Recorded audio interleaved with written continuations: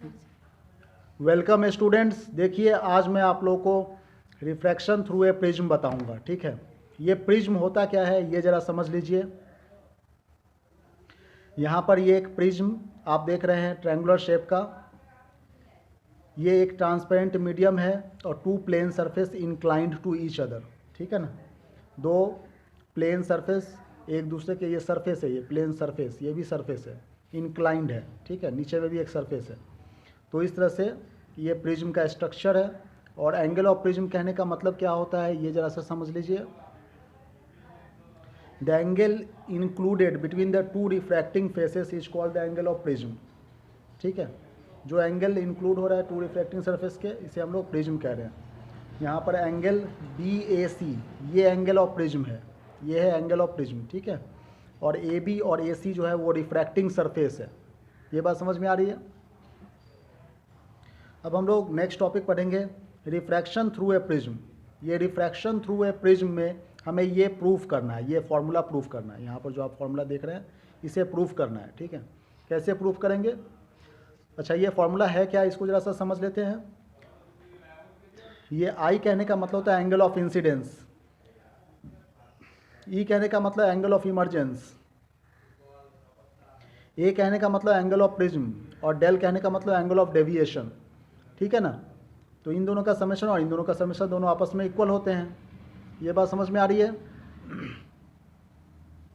तो जब हम कोई मोनोक्रोमेटिक लाइट को इस AB सरफेस के ऊपर स्ट्राइक करेंगे, मतलब रेयर से डेंसर मीडियम में जाएगा, ये ग्लास मीडियम है ना और बाहर में एयर मीडियम, तो रेयर से डेंसर मीडियम में जाएगा तो ये bends towards the normal, normal की तरफ को मुड़ेगी। ठीक है ना, when this refracting ray strikes the surface AC, इसके ऊपर स्ट्राइक करेंगे तो it bends away from the normal. ठीक है ना, क्योंकि डेंसर से रेयर मीडियम में जा रही है। तो यही जो सेम बात जो हमने कही है वो यहाँ पे लिखा हुआ है। ये बात समझ में आ रही है। इस फिगर में आप देख रहे हैं, यहाँ पर आप ये चीज़ देख रहे हैं, इसमें क्या कह रहा है, ये इंसिडेंट रे है, एयर से ग्लास में जा रहा है, रेयर से डेंसर में जा रहा है, तो बेंड्स टुवार्ड द नॉर्मल। देखो ये नॉर्मल की तरफ को मुड़ गया है, ये नॉर्मल है, ये QN क्या है, नॉर्मल है, नहीं तो ये स्ट्रेट लाइन में जाती है इस तरह से। अब ये मुड़ गई है। अब जब ग्लास से एयर में जा रही है तो ये ग्लास से एयर में जाने के कारण ये अवे फ्रॉम द नॉर्मल हो रही है कि नहीं, इधर को जाना चाहिए था लेकिन ये दूर चली गई नॉर्मल से। तो अब यहाँ पे आप देख रहे हैं इसे कहते हैं एंगल ऑफ इमरजेंट। ठीक है, ये है रिफ्रैक्टिंग फेस, ये है एंगल ऑफ प्रिज्म, इसे कहते हैं रिफ्रैक्टिंग एज। ठीक है, ये नॉर्मल है, ये एंगल ऑफ डेविएशन है डेल, जिसे हम लोग कह रहे हैं। ठीक है, ये नॉर्मल है, ये एंगल ऑफ इमरजेंट E है। अब ये ग्लास से एयर में जा रही है। ठीक है, तो अब यहाँ पर देखो ये I कहने का मतलब एंगल ऑफ इंसिडेंस से है, E कहने का मतलब एंगल ऑफ इमरजेंस से है, डेल कहने का मतलब एंगल ऑफ डेविएशन से है। ठीक है, और E कहने का मतलब एंगल ऑफ इमरजेंस।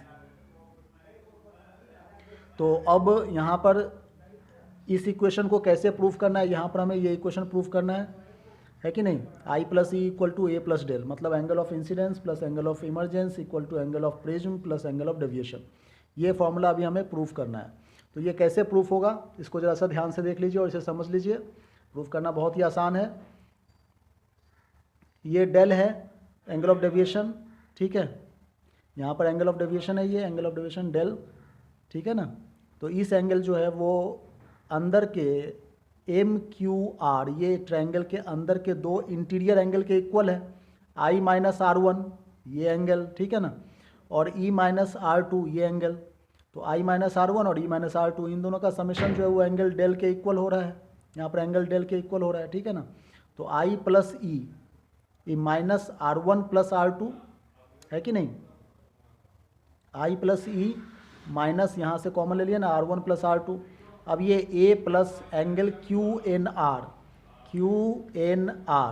ये जो एंगल है, तो एंगल A और QNR ये दोनों एंगल आपस में 180 का एंगल बना रहा है कि नहीं, ये फर्स्ट सेकंड एंगल।